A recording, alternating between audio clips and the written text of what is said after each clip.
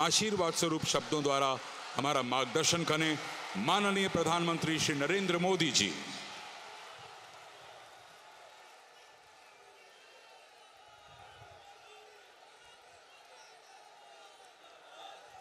जोहार।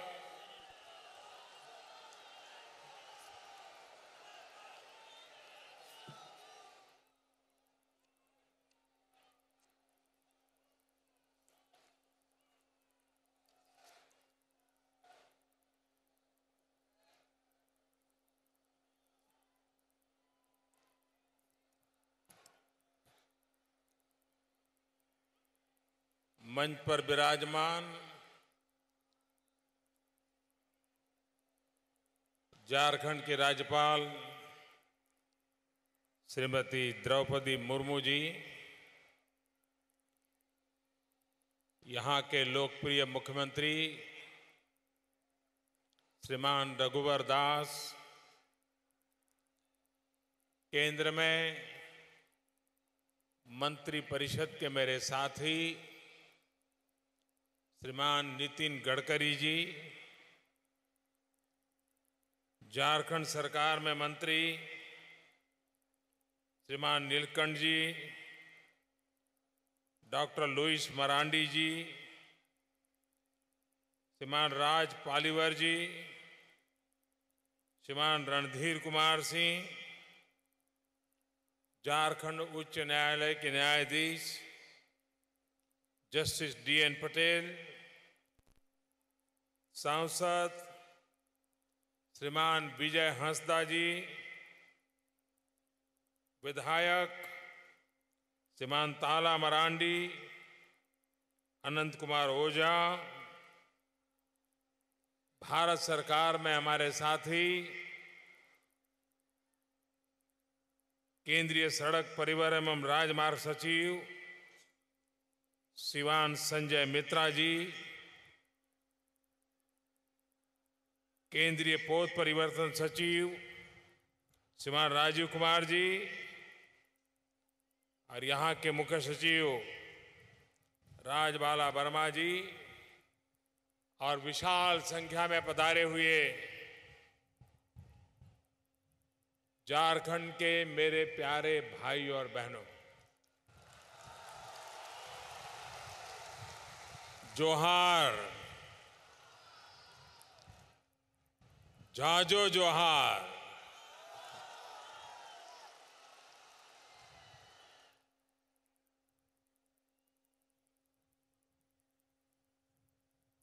सांताल हुन रेन बीर सिदो कानू तिकिनाक जोनोम जायगाय डोबोक आकाना झारखंड राज्य रेनाक ओना धारती ओकारे गोगो गंगा रेनाक दाक सेकेज सेकेज आतुकान ओना डोबोक अक्कान।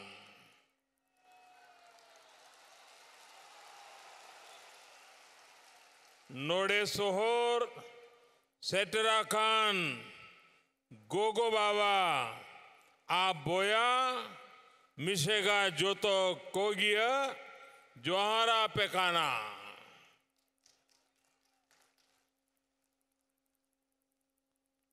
भाइयों बहनों, आज सांथाल की धरती पर आने का मुझे सौभाग्य मिला है। भगवान बिरसा मुंडा, चांद भैरव, नीलांबर पीतांबर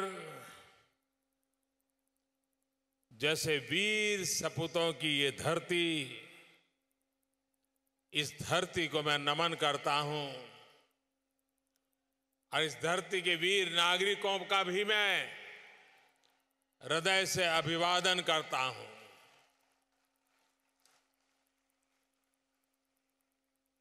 आज झारखंड में साहबगंज की धरती पर एक साथ सप्तधारा विकास की योजनाओं का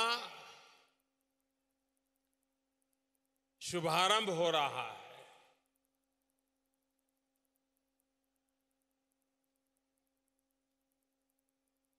सांथाल परगणे में, इस इलाके में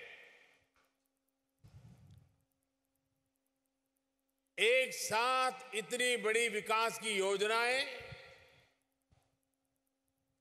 शायद आजादी के बाद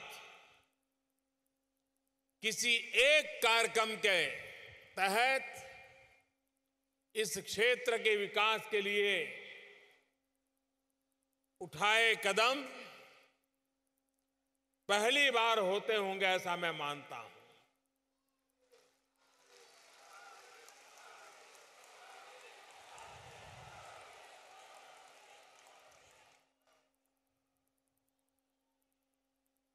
ये पूरे सांथाल इलाके का अगर भला करना है, यहां की समस्याओं का समाधान करना है, यहां के गरीब से गरीब मेरे आदिवासी भाई बहन, मेरे पिछड़े भाई बहन, अगर इनकी जिंदगी में बदलाव लाना है तो उसका एक ही उपाय है, और वो उपाय है विकास। जितना तेज गति से हम विकास यहां करेंगे, यहां के जन सामान्य की जिंदगी बदलने में हम सफल होंगे। आज एक बहुत बड़ा महत्वपूर्ण कार्यक्रम जो झारखंड और बिहार को जोड़ रहा है,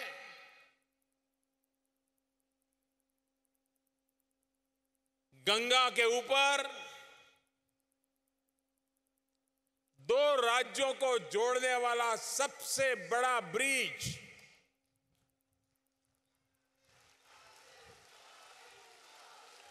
2200 करोड़ रुपयों से ज्यादा लागत,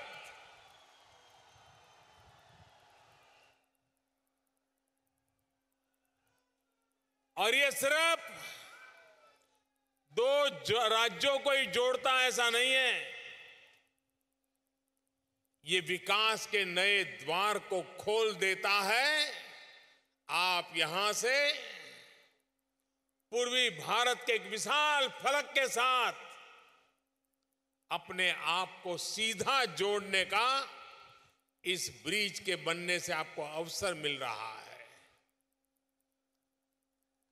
मैं बिहार वासियों को बधाई देता हूं, मैं झारखंड वासियों को बधाई देता हूं कि एक महत्वपूर्ण ब्रिज का आज शिलान्यास हो रहा है। और हमारे नितिन गडकरी जी ये ऐसे मंत्री हैं जो समय सीमा में काम करवाने में बहुत कुशल है, और इसलिए मेरा पक्का विश्वास है कि जिस तारीख को इसका लोकार्पण तय होगा, उस तारीख को करने की सीमा रेखा में पूरा काम पूरा करवा देंगे। ये कार्य लटकते हुए काम नहीं रहेंगे।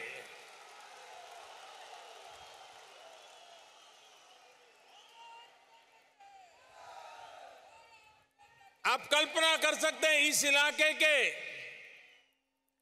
कितने नौजवानों को रोजगार मिलेगा, और अपने ही जनपद में शाम को अगर घर लौट के जाना है तो आसानी से जा सके, वहां उनका रोजगार भी होगा। उसके साथ साथ ये काम ऐसा है कि उनका स्किल डेवलपमेंट भी होगा। एक नई हुनर, एक नई महारत जब 2-2.5 साल तक लगातार एक प्रोजेक्ट में लगते हैं तो किसी इंजीनियर से भी ज्यादा काम करने की ताकत उसके अंदर आ जाती है।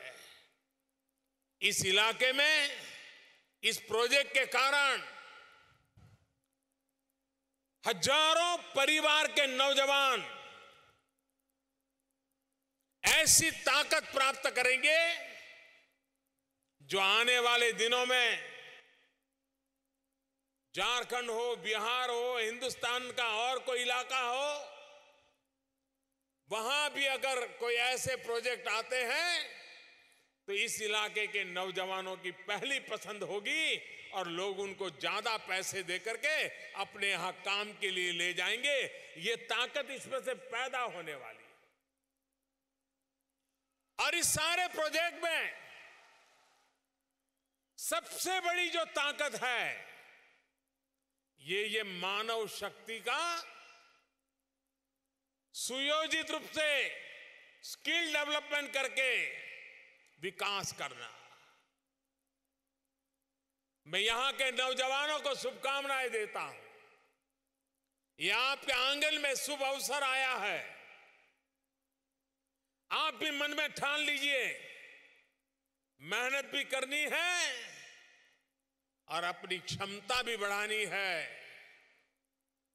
और एक बार क्षमता बढ़ गई तो दुनिया आपको पूछती हुई चली आएगी कि यहां जो अनुभवी नौजवान है उनकी हमें जरूरत है। ये बदलाव आने वाला है। आज मुझे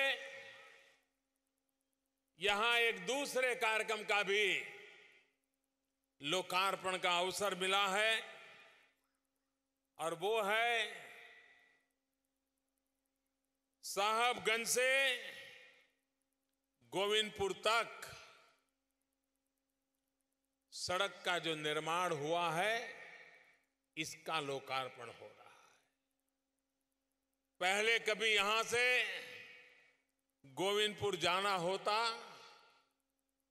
तो 10 घंटे, 12 घंटे, 14 घंटे लग जाते। अब ये जो नया रोड बना है 5-7 घंटे में आप गोविंदपुर पहुंच सकते हैं। कितनी बड़ी गति आई है आपके जीवन में इसके कारण, कितना बड़ा बदलाव आया है।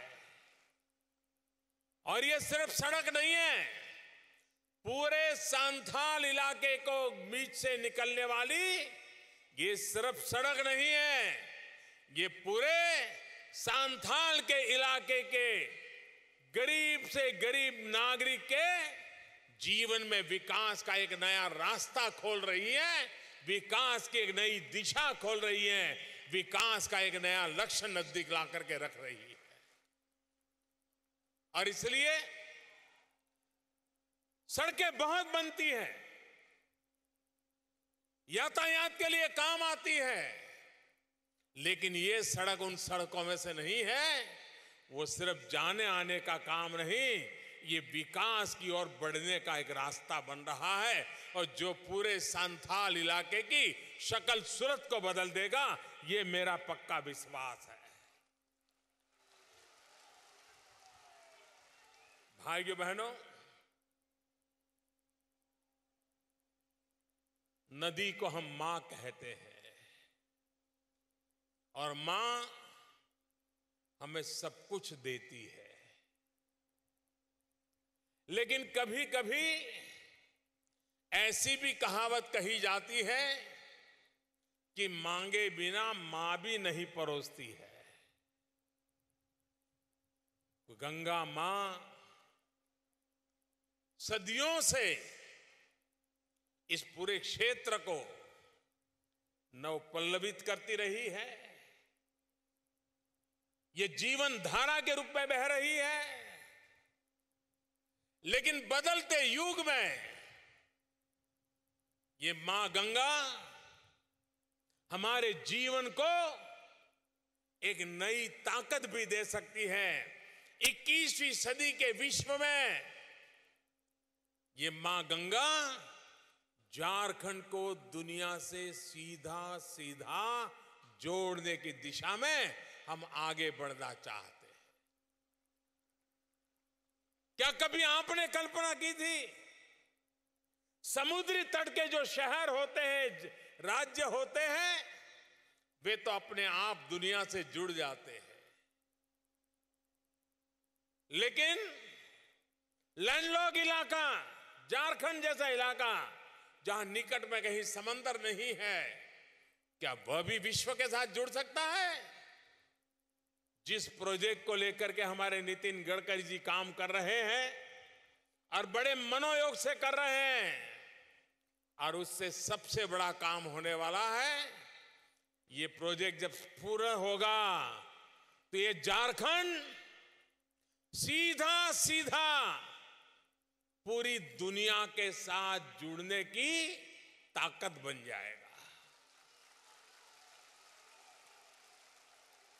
और वो प्रोजेक्ट है गंगा में मल्टी मॉडल टर्मिनल का शिलान्यास। बंगाल की खाड़ी तक यहां से जहाज चलेंगे, गंगा में जहाज चलेंगे, माल ढोकर के ले जाएंगे, और यहां की चीजें सीधे सीधी बंगाल की खाड़ी से निकल करके समुद्री मार्ग से सीधी दुनिया में पहुंच पाएगी।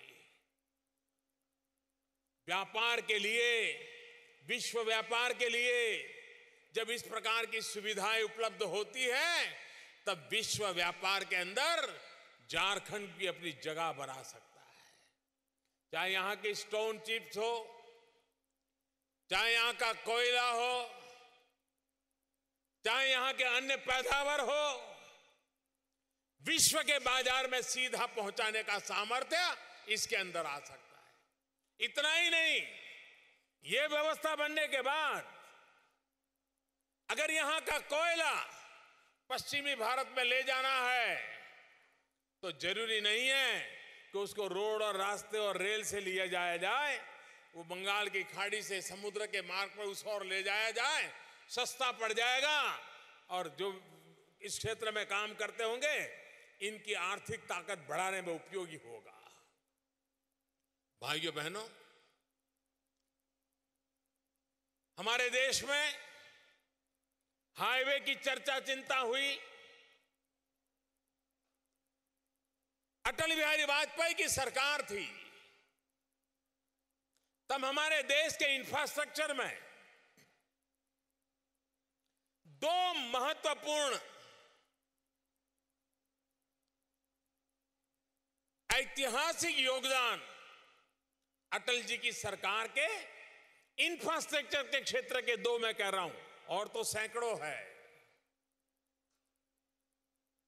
एक, उन्होंने पूरे हिंदुस्तान को स्वर्णिम चतुष्क से जोड़ करके इंफ्रास्ट्रक्चर को आधुनिक रूप देने का एक सफल प्रयोग किया, पूरा किया।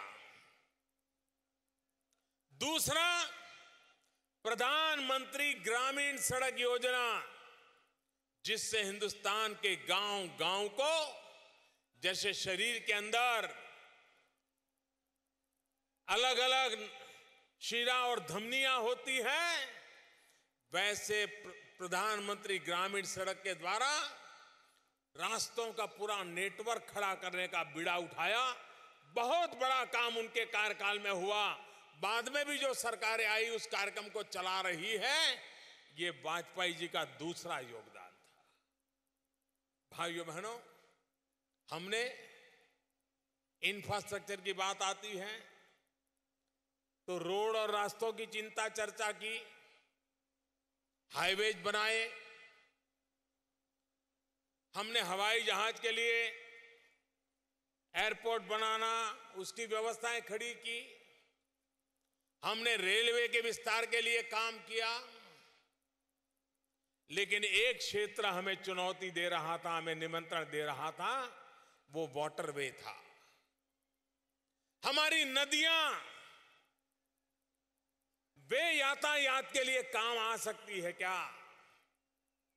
वर्तमान सरकार ने नितिन गडकरी जी के नेतृत्व में एक ऐतिहासिक नया फैसला लिया है कि हमारे देश की जो पानी से भरी हुई नदियां हैं उसमें यातायात करके कम खर्चे में माल ढोने का पूरा अभियान चले और उसी के तहत बनारस से हल्दिया तक कार्गो ले जाने के लिए पूरी व्यवस्था विकसित हो रही है। झारखंड को बंगाल की खाड़ी तक जोड़ा जा रहा है।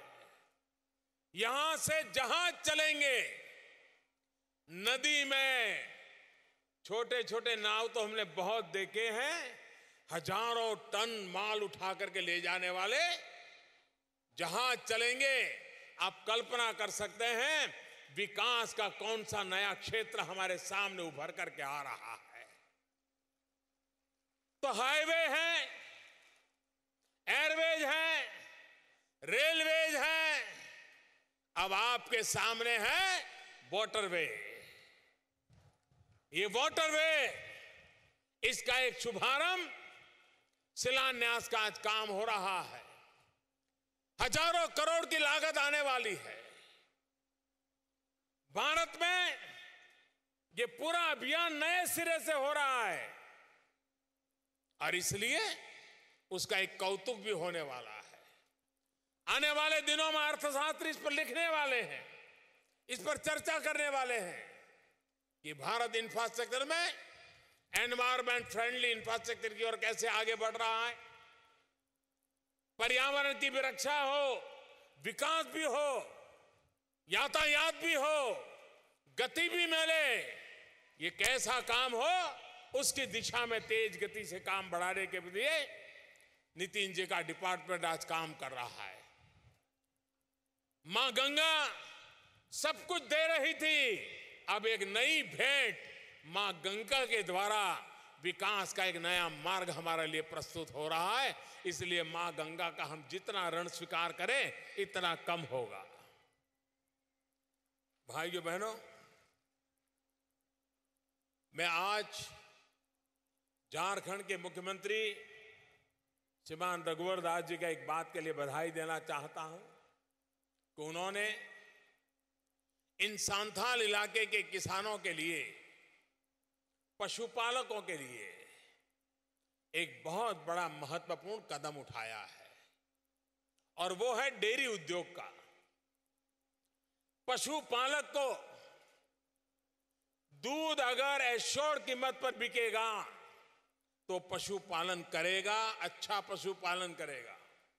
आज वो पशुपालन करता है या तो परिवार की दूध की जरूरत पूरी करता है या तो गांव में अड़ोस पड़ोस में थोड़ा दे देता है, लेकिन इसका कॉमर्शियल मॉडल उसके दिमाग में आता नहीं है। जब डेयरी बन जाती है तो गरीब किसान, गरीब पशुपालक को भी ये पशुपालन, उसके द्वारा दूध उत्पादन और दूध उत्पादन का वैल्यू एडिशन कर करके मार्केट एक बहुत बड़ी चेन बन जाती है। मैं गुजरात की धरती से आया हूं, अमूल भी वहां का जाना जाता है। हिंदुस्तान का कोई कोना ऐसा नहीं होगा जहां अमूल न पहुंचा हो। ये अमूल है क्या आखिर? किसी जमाने में सरदार वल्लभ भाई पटेल ने उनके मार्गदर्शन में एक छोटी सी मंडली बनी। कुछ किसानों ने इकट्ठे आकर के दूध इकट्ठा कर करके काम शुरू किया और देखते ही देखते बढ़ता गया और आज अमूल का नाम विश्व में हो गया। आज रघुवर दास जी इस संथाल के गरीब किसानों के लिए, पशुपालकों के लिए उस डेयरी का शिलान्यास कर रहे हैं जो डेयरी आने वाले दिनों में लाखों परिवारों के पशुओं का दूध, उसकी प्रोसेसिंग, उसका मार्केटिंग, उसका ब्रांडिंग और पशुपालक को दूध की सही कीमत मिले, रोजाना कीमत मिले, उस दिशा में काम करने का फैसला कर रहे हैं। मेरी उनको बहुत बहुत शुभकामनाएं हैं। डेयरी के क्षेत्र में गुजरात के डेयरी उद्योग को काफी अनुभव है। अगर झारखंड को गुजरात से कोई मदद की जरूरत होगी तो मैं जरूर उन लोगों को कहूंगा कि वे भी आपकी मदद करें और यहाँ के पशुपालक के लिए, यहाँ के किसानों के लिए एक बहुत बड़ा काम हो जाए, उनके जीवन में एक नया, क्योंकि जमीन कभी कभी कम होती है, लेकिन अगर पशुपालन अच्छा हो तो उसको एक ताकत मिल जाती है। और मैं मुख्यमंत्री जी से और भी कहूंगा कि जैसे उन्होंने डेयरी के काम के लिए एक बीड़ा उठाया है, वे डेयरी के साथ साथ शहद का भी काम कर सकते हैं। मधुमक्खी पालन के द्वारा जो पशुपालक दूध उत्पादन करता है वो शहद भी उत्पादन कर सकता है और डेयरी के मार्ग से शहद भी इकट्ठा किया जा सकता है और शहद का भी ग्लोबल मार्केट बन सकता है। हमारा किसान दूध से भी कमा सकता है, शहद से भी कमा सकता है और खेत की पैदावार से भी कमा सकता है। 12 महीना उसकी कमाई का उसमें गारंटी बन जाता है। मुझे विश्वास है कि रघुवर दास जी ने बड़ी दीर्घ दृष्टि के साथ, आज भले वो छोटा लगे काम, सरदार वल्लभ भाई ने जब प्रेरणा देकर के काम करवाया था बहुत छोटा लगता था, लेकिन वो काम आज दुनिया में मशहूर हो गया। रघुवर दास जी ने जो छोटा सा काम का आरंभ किया है उसकी भावी ताकत कितनी है वो मैं बिल्कुल अपनी आंखों के सामने देख पा रहा हूं और पूरे संथाल इलाके का भाग्य बदलने में, हर पशुपालक किसान का भाग्य बदलने में ये काम आएगी, ऐसा मेरा पूरा विश्वास है। भाइयों बहनों, 2015 2 अक्टूबर मुझे जस्टिस DN पटेल जी के निमंत्रण पर खूंटी आने का सौभाग्य मिला था और खूंटी का न्यायालय, खूंटी की कोर्ट, वो देश की पहली सोलार कोर्ट बनी थी। सूर्य शक्ति से प्राप्त बिजली से उस न्यायालय का पूरा कारोबार चल रहा था। आज मुझे खुशी है कि फिर से एक बार साहबगंज में एक सरकारी व्यवस्था का परिसर और दूसरा न्यायालय, दोनों पूर्ण रूप से सूर्य शक्ति से चलने वाले इकाइयां बन रही हैं। मैं इसके लिए जस्टिस DN पटेल और उनकी पूरी टीम को बधाई देता हूं और झारखंड सरकार को भी बधाई देता हूं कि उन्होंने सूर्य शक्ति को बढ़ावा दिया है। रूफटॉप सोलर एनर्जी का काम जो उन्होंने उठाया है, करीब करीब 4500 किलोवाट सूर्य ऊर्जा उन्होंने इंस्टॉल करने का काम सफलतापूर्वक पूरा कर दिया है। अगर हमें हमारे जंगल बचाने हैं, हमारी भावी पीढ़ी को कुछ दे के जाना है, तो हमें हमारे पर्यावरण की रक्षा करनी होगी। और ऊर्जा का अगर कोई उत्तम स्रोत है जो हमें सहज उपलब्ध है, वो है सोलर एनर्जी, सूर्य शक्ति। और उस सूर्य शक्ति की दिशा में आज भारत एक तेज गति से आगे बढ़ रहा है। भारत ने सपना देखा है 175 गीगावाट रिन्यूएबल एनर्जी का, उसमें 100 गीगावाट सोलर एनर्जी का। हिंदुस्तान के हर कोने में सूर्य शक्ति से ऊर्जा मिले, इस पर बल दिया जा रहा है। आज हमें जो विदेशों से एनर्जी खरीदनी पड़ती है, उसमें बहुत बड़ी बचत होगी। वो पैसे गरीब के काम आएंगे। आज पर्यावरण को जो नुकसान होता है, उसमें से हमें राहत मिलेगी। और सूर्य शक्ति की दिशा में एक जमाना था, सूर्य शक्ति की 1 यूनिट ऊर्जा की कीमत 19 रुपया लगती थी।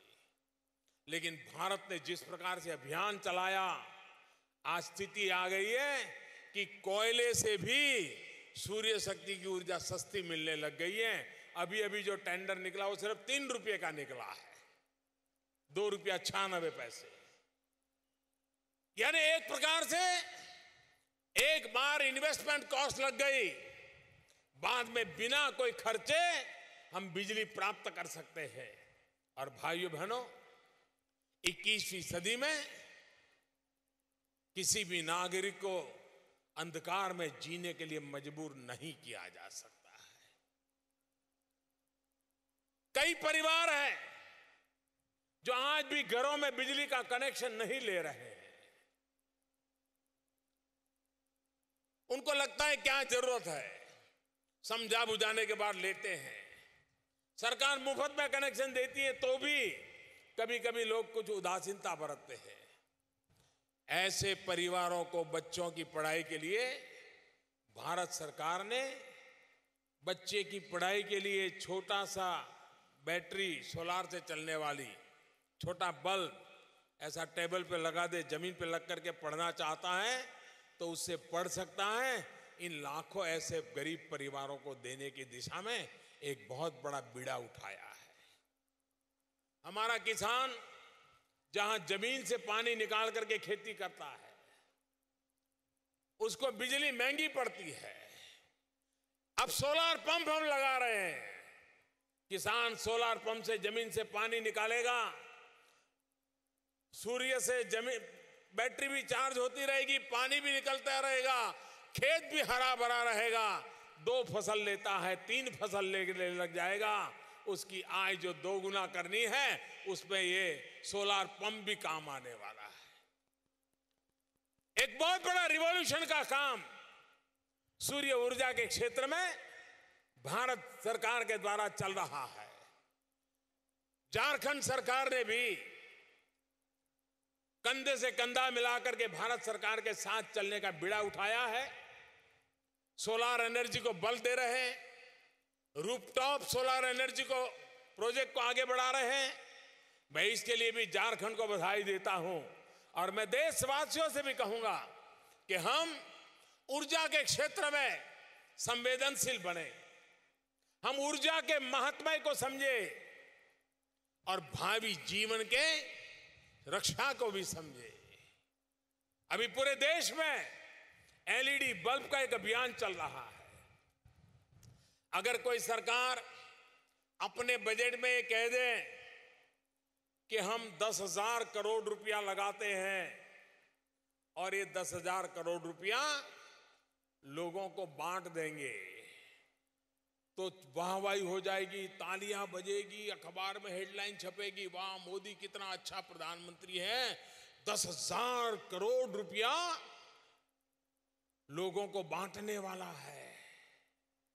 भाइयों बहनों, आप सबके सहयोग से हमने एक ऐसा काम किया है जो 10,000 करोड़ से भी ज्यादा आपकी जेब में पहुंचा रहा है, हिंदुस्तान के नागरिकों की जेब में पहुंचा रहा है।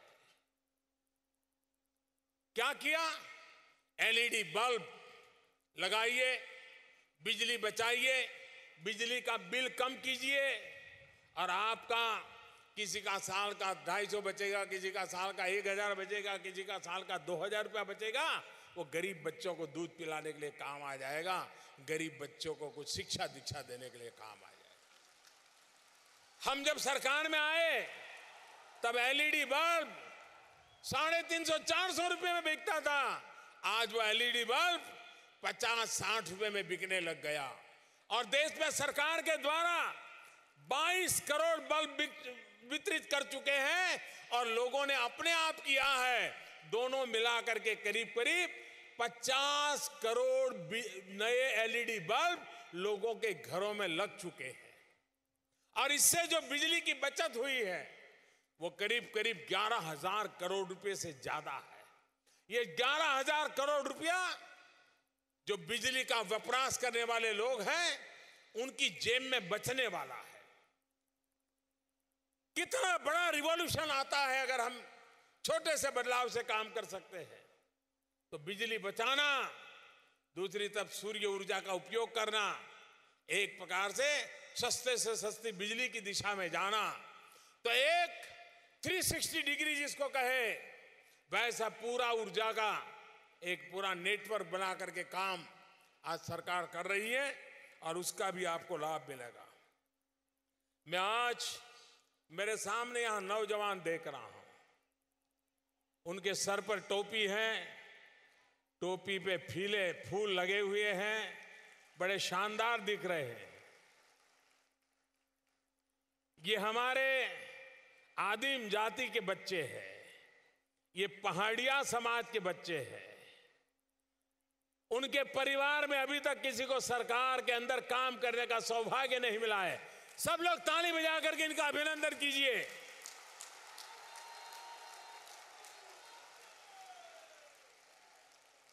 मैं रघुवर दास जी के नए इनिशिएटिव के लिए और इनके मौलिक चिंतन के लिए बधाई देता हूं कि उन्होंने इन पहाड़िया बच्चों को सिलेक्ट किया, सरकारी नियमों में बदलाव किया।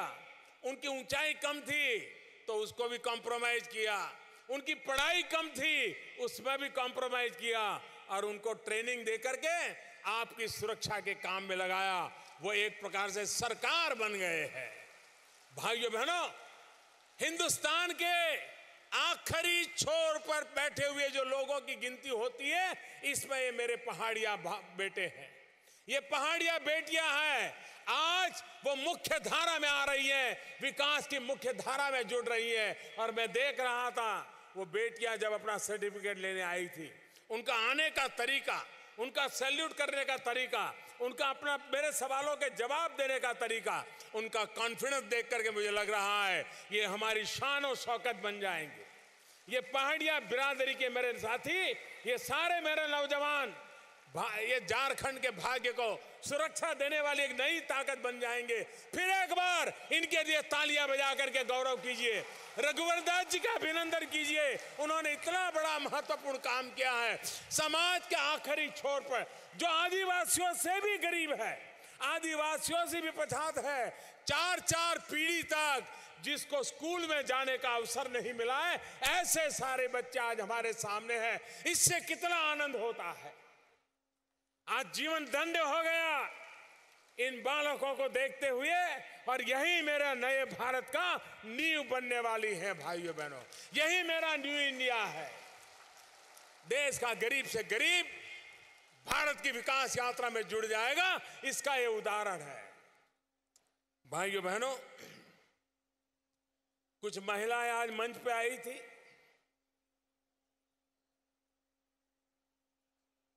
आपको दूर से दिखता था, नहीं दिखता था मुझे मालूम नहीं। झारखंड सरकार की तरफ से मैं उनको मोबाइल फोन दे रहा था और मैं देख रहा था कि वे मुझे मेरे सब सवालों के सही जवाब दे रहे थे। उनको मालूम था ऐप क्या होती है, बीम ऐप क्या है, ऐप कैसे डाउनलोड होती है, इसके आर्थिक कारोबार इस मोबाइल फोन से कैसे हो, सब मालूम था उनको। मुझे इतनी खुशी हुई। जो संसद में हमारे साथी हैं वो कभी कभी कहते हैं कि भारत के गरीब को मोबाइल फोन कहाँ आएगा, कहाँ सीखेगा, कहाँ चलाएगा। मैं जरूर संसद में मेरे साथियों को मिलूंगा, तब कहूंगा कि मैं हिंदुस्तान में अति पिछड़ा इलाका संथाल में गया था और वहां की मेरी आदिवासी बहनें मोबाइल फोन का क्या उपयोग हो सकता है वो मुझे सिखा रही थी। ये रिवॉल्यूशन है, ये डिजिटल इंडिया का रिवॉल्यूशन है, ये लेस कैश सोसाइटी का रिवॉल्यूशन है। और नोटबंदी के बाद हर किसी को लग रहा है कि अब हम अपने मोबाइल फोन से, अपने मोबाइल फोन को ही अपनी बैंक बना सकते हैं। छोटे छोटे सखी मंडल, उनका कारोबार, उनके बीच में एक मुखिया बहन, उसके हाथ में मोबाइल फोन और मोबाइल फोन बैंक से जुड़ा हुआ, मोबाइल फोन अपने ग्राहकों से जुड़ा हुआ, एक पूरा नया रिवॉल्यूशन इस पहल से आ रहा है। मैं इस संथाल इलाके की सखी मंडल की बहनों को बधाई देता हूं। मेरा बहुत पुराना एक अनुभव है। वो अनुभव मुझे आज भी प्रेरणा देता है। मैं जब गुजरात में मुख्यमंत्री था तो दक्षिणी गुजरात में आदिवासी बस्ती के बीच में एक कपराड़ा करके सुदूर इलाका है। अब मैं मुख्यमंत्री था लेकिन मेरा वहां जाना होता नहीं था, क्योंकि उस इलाके में ऐसे कोई अवसर नहीं आता था। सभा करनी है तो मैदान भी नहीं था, पूरा जंगल ही जंगल था। और एक घर यहां तो दूसरा घर 2 मील दूर तो तीसरा घर 3 मील दूर। मैंने तय किया नहीं, मुझे जाना है। वहां हमने एक डेयरी का छोटा सा काम शुरू किया, एक चिलिंग सेंटर बनाया, जो दूध ठंडा लेकर के दूध ठंडा करने की व्यवस्था होती है। डेयरी में ले जाने से पहले थोड़ी देर जहां 2, 3, 4 घंटे दूध रखना हो तो वहां रखते हैं। छोटा सा प्रोजेक्ट होता है, 25-50 लाख रुपए में तैयार हो जाता है।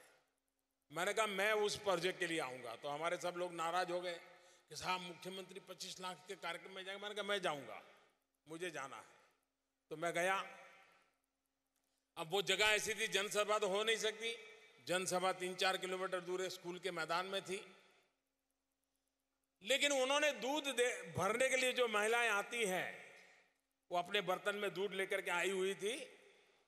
वो चिलिंग सेंटर पे आई थी, दूध वगैरह भरने का कार्यक्रम हो गया। और बाद में मैंने देखा कि वो महिलाओं ने अपना जो बर्तन था बाजू में रख दिया था और वो मोबाइल फोन से मेरी फोटो ले रही थी। करीब करीब 30 महिलाएं थी, हर एक के हाथ में मोबाइल था और वो भी फोटो निकालने वाला मोबाइल था। वो फोटो निकाल रही थी।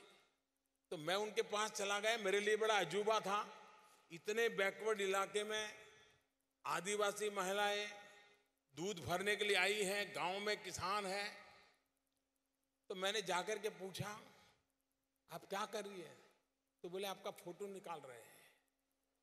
तो मैंने कहा फोटो निकाल के क्या करोगी? तो बोले इसको हम डाउनलोड करवाएंगे। मैं हैरान था उनके मुंह से डाउनलोड शब्द सुन करके। कभी कभी बड़े बड़े लोगों को भी पता नहीं होता है कि भारत के सामान्य मानवी में विज्ञान, टेक्नोलॉजी, आधुनिकता पकड़ने की ताकत कितनी बड़ी होती है। और मैंने आज यहां दोबारा एक बार इन मेरी आदिवासी बहनों के पास देखा। उन्होंने कहा कि हम डिजिटल रिवॉल्यूशन की धारा बन जाएंगे, हम इस काम को करके रहेंगे। मैं इन सभी सखी मंडलों को और मोबाइल फोन की कनेक्टिविटी के द्वारा एक डिजिटल क्रांति के सैनिक बनाने का जो अभियान चला है, इसके लिए मैं झारखंड सरकार को भी बहुत बहुत बधाई देता हूं। युग बदल चुका है, बदले युग में हम कैसे आगे बढ़ना चाहिए, उस दिशा में हमने चलना होगा। भाइयों बहनों, हिंदुस्तान का गरीब सम्मान के साथ जीना चाहता है। हिंदुस्तान का आदिवासी, दलित, पीड़ित, शोषित, वंचित सम्मान के साथ जिंदगी जीना चाहता है। वो किसी की कृपा पर चीजें ढूंढता नहीं है। उसका नौजवान कह रहा है कि मुझे अवसर दीजिए, मैं अपनी भाग्य रेखाएं खुद लिख दूंगा। ये ताकत मेरे इन गरीब आदिवासी लोगों के बच्चों में होती है, दलित, पीड़ित, शोषित के बच्चों में होती है। और मेरी पूरी शक्ति इन बच्चों के पीछे मैं लगा रहा हूं, इन नौजवानों के पीछे लगा रहा हूं, ताकि वो ही भारत के भाग्य बदलने के लिए एक नई ताकत के रूप में जुड़ जाएंगे, एक नई ताकत के रूप में देश का भाग्य बदलने में जुड़ जाएंगे और हिंदुस्तान का भाग्य बदलने में वो ताकत के रूप में काम आएंगे। भाइयों बहनों, भ्रष्टाचार ने, काले धन ने देश को तबाह कर दिया है। दीमक की तरह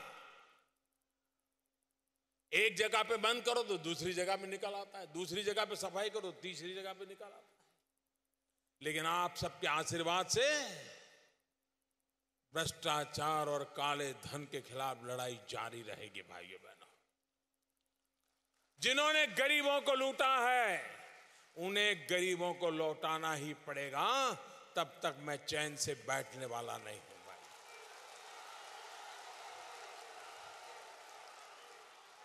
एक के बाद एक कदम उठाता रहूंगा। और इसलिए भाइयों बहनों, आप जो मुझे आशीर्वाद दे रहे हैं, बेईमानदारी की लड़ाई के लिए आशीर्वाद है। नोटबंदी के बाद मुझे कुछ नौजवानों से बातचीत का अवसर मिला। पढ़े लिखे थे, धनी परिवार के थे। मैं सोच रहा था कि वो नोटबंदी के कारण बड़े परेशान होंगे, गुस्से में होंगे, नाराजगी व्यक्त करेंगे। लेकिन उन्होंने मुझे एक बात बताई, वो बड़ी इंटरेस्टिंग थी। उन्होंने कहा, साहब हमारे परिवार में रोज झगड़ा होता है। मैंने कहा, क्या झगड़ा होता है? बोले, हमारे पिताजी को हम कहते हैं, पिताजी आपके जमाने में जो सरकार थी, नियम थे, टैक्सी जितने ज्यादा था, आपको चोरी करनी पड़ी होगी, की होगी।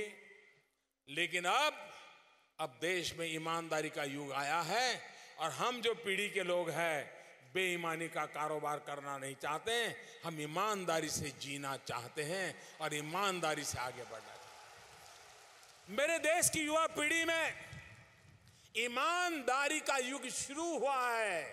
ईमानदारी से जीने की इच्छा पैदा हुई है। यही मेरे लिए शुभ संकेत है भाइयों, देश के लिए शुभ संकेत है। अगर देश का युवा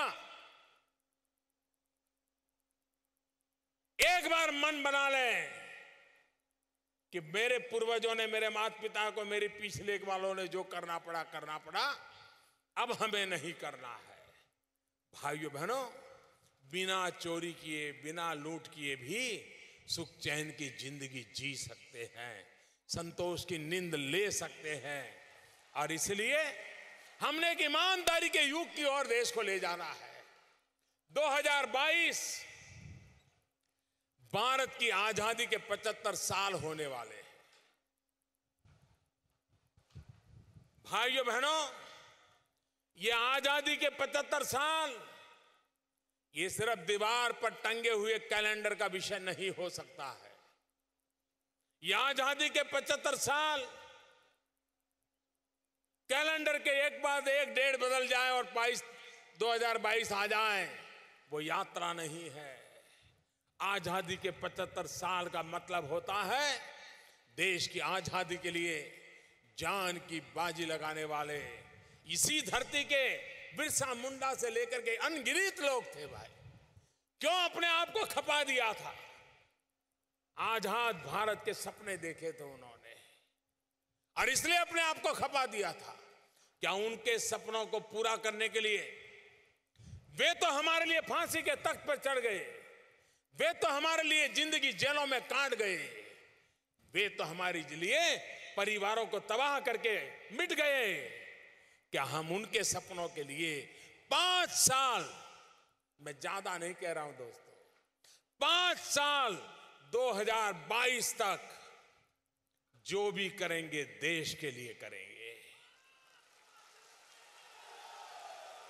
कुछ न कुछ करेंगे तो देश के लिए करते रहेंगे और देश की भलाई के लिए करेंगे। ये सपना 125 करोड़ देशवासियों का हो, 125 करोड़ देशवासियों का एक एक संकल्प हो कि आजादी के 75 साल होंगे, 5 साल बाकी है। 5 साल में मैं देश को, समाज को ये दे करके रहूंगा। अगर एक हिंदुस्तानी एक संकल्प लेकर के एक कदम आगे बढ़ता है, 2022 आते आते हिंदुस्तान 125 करोड़ कदम आगे बढ़ जाएगा। दोस्तों, ये ताकत है हमारी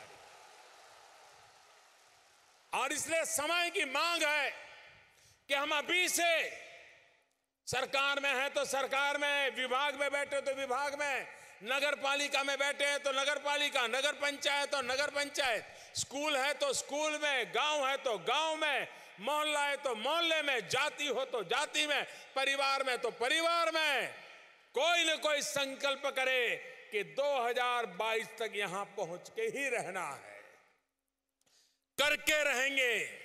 अगर एक बार हर हिंदुस्तानी का एक सपना बन जाए तो 2022 में आजादी के लिए जान मिटाने वाले महापुरुषों को हम ऐसा हिंदुस्तान दे सकते हैं कि उनको एक बार तो संतोष होगा कि अब मेरा देश सही दिशा में चल पड़ा। जिस देश के लिए मैंने जिंदगी खपा दी थी वो मेरा देश आगे बढ़ चला, उस सपने को लेकर के आगे चलना है। इसी एक कामना के साथ मैं फिर एक बार झारखंड की धरती को नमन करता हूं, भगवान बिरसा मुंडा की धरती को नमन करता हूं। मैं इन पहाड़िया नौजवानों को बहुत बहुत बधाई देता हूं। मैं झारखंड की जनता को शुभकामनाएं देता हूं।